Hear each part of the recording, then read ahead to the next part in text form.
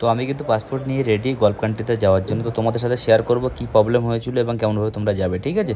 তো ভিডিওটা পুরো লাস্ট পর্যন্ত দেখো। হ্যালো, তো এটা হলো আমি। আর আমি সৌদি আরব যাচ্ছি। তো সেখানে যেতে গিয়ে কি কি প্রবলেম হয়েছে বা কি কি নিতে হবে সবকিছু তোমাদের সঙ্গে আজকে শেয়ার করব। তোমরা ভিডিওটা পুরো লাস্ট পর্যন্ত দেখবে, ঠিক আছে? কোথায় কি প্রবলেম হয়, কি বৃত্তান্ত। তো প্রথমে বলি, প্রথমে আমার মেডিকেল যেটা হয়, মেডিকেলটা একটা সেন্টারে পড়ে যেটার নাম হচ্ছে কলকাতা সারা মেডিকেল। তো সেখানে প্রবলেমটা প্রথমে হয়, তারা বলে মোফা নাম্বার নিয়ে আসো, মোফা নাম্বার না হলে আমরা তোমার মেডিকেলটা করবো না। তো মোফা নাম্বার সে সময় আমার কাছে ছিল না। তারপরে কোম্পানিতে বললাম যে স্যার মোফা নাম্বারটা আমার দিন, আমি তাহলে মেডিকেলটা করতে পারি। তো তখন ওরা বলে যে না, আগে তুমি মেডিকেলটা করো। তোমার একটা দুধের মধ্যে পড়ে যায়, ঠিক আছে? কি করব কি করব।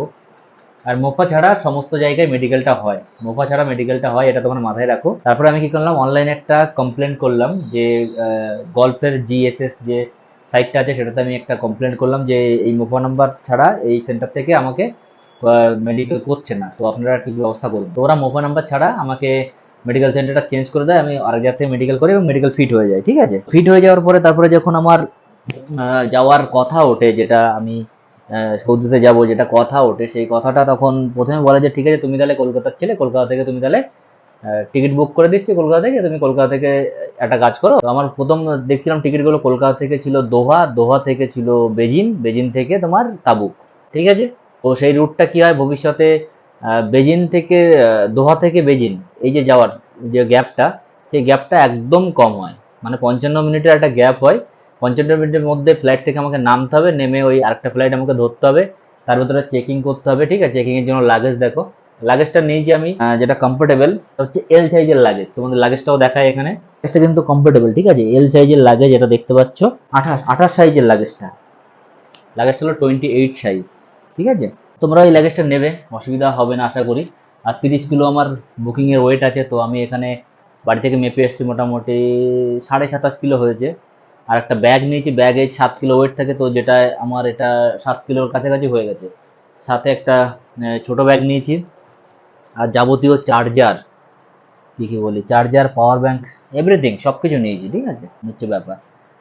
তো টিকিটটার ওটা সমস্যা হচ্ছিল, যার জন্য আমি ফ্লাইটটা ওখান থেকে চেঞ্জ করিয়ে, টাইমটা চেঞ্জ করিয়ে তারপরে কি করলাম, আমার কোম্পানিকে বললাম যে ঠিক আছে দিল্লি থেকে করুন।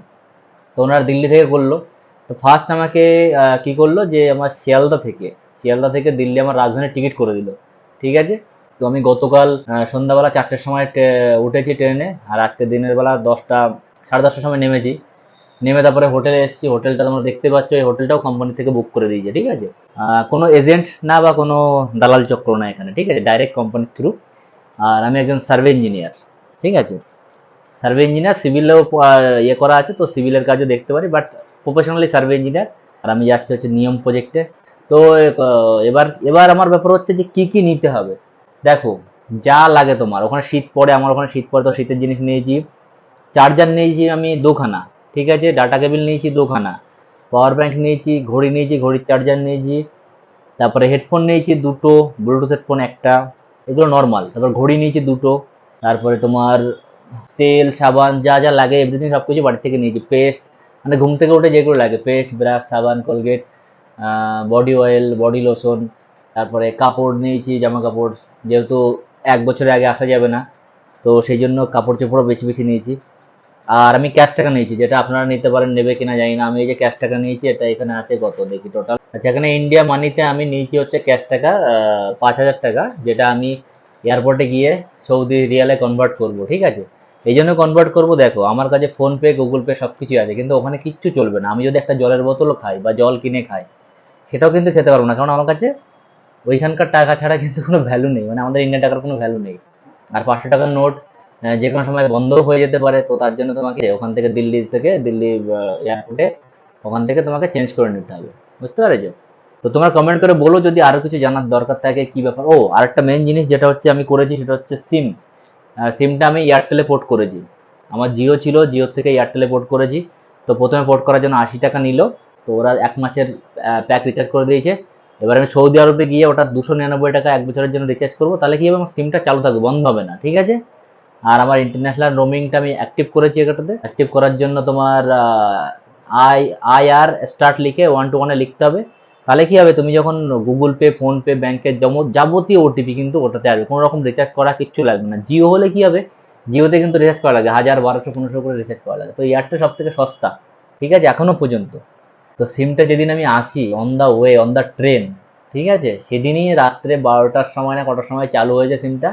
আজকে সকালে এসে পৌঁছালাম। যদি অ্যাক্টিভেট না হতো, এখান থেকে যদি চালু করতে না পারতাম, তাহলে কিন্তু সিম আমার পার্মানেন্ট বন্ধ হয়ে যেত। তো তোমরা চেষ্টা করবে যখনই তোমার টিকিট ফিকিট হবে 1 সপ্তাহ আগে থেকে সিম চেঞ্জ করে নেওয়ার, এয়ারটেলে পোর্ট করবে অবশ্যই, ঠিক আছে। আর টিকিট আমার পড়েছে কত, 45,000-এর সামথিং আশপাশ টিকিট পড়েছে। ভিসাটা কত পড়েছে জানি না, কোম্পানি থেকে করে দিয়েছে। তো তারপরে এয়ারপোর্টে গিয়ে বাকি জিনিসগুলো তোমাদের সামনে শেয়ার করব। আর তোমরা লাইক কমেন্ট শেয়ার করে দিও, আর কি বলবো, ঠিক আছে। চলো দেখি কেমন হয়েছে ভিডিওটা।